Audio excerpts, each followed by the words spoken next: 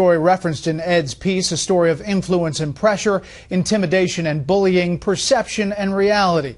And a journalism icon under fire from a White House that let him behind the curtain. Here's Chief Political Correspondent Carl Cameron.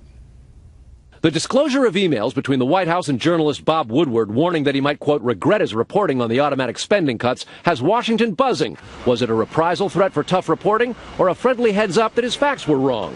The White House denies that Gene Sperling, director of the President's National Economic Council, was menacing Woodward last week, insisting he was respectful when he emailed, quote, I do truly believe you should rethink your comment about saying that the President of the United States asking for revenues is moving the goalpost.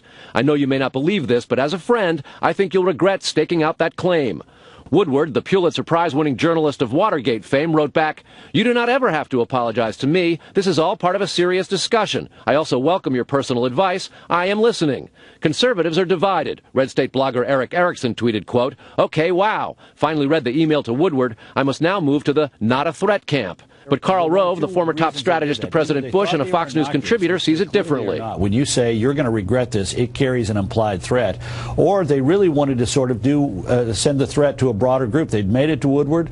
Woodward is probably unfazed by it, but maybe there are other reporters who will get the message, you screw with us, and it's Chicago-style politics in return. Even Democratic super lawyer Lanny Davis, who dealt with the press during President Clinton's impeachment, considers the email to Woodward inappropriate and says some of his columns for the Washington Times prompted similar Obama administration threats. The word I was told was the word threatened by this editor, that if he continued to run my columns, he would lose, or his reporters would lose, their White House credentials. Now that is unfortunate. It is an intemperate person. Ron Fournier, the highly respected boss at National Journal today, described his own run-in with an Obama official, quote, as editor-in-chief of National Journal, I received several emails and telephone calls from this White House official filled with vulgarity, abusive language, and virtually the same phrase that Woodward called a veiled threat. Woodward was granted broad, unfettered access to the Obama White House in the first term. It's hard to dispute that he's under attack in the second. Former senior White House advisor and 2008 Obama campaign manager David Plouffe hammered Woodward as a has-been in a tweet just last night, quote, watching Woodward last 2 days is like imagining my idol Mike Schmidt facing live pitching again. Perfection gained once is rarely repeated. Plenty of reporters covering Mr. Obama have received angry calls and emails from his staff, and frankly, it began long before he was elected, and it really never stopped. What's surprising in this case is that it's finally been Bob Woodward, and that this time he went public with it, Brett.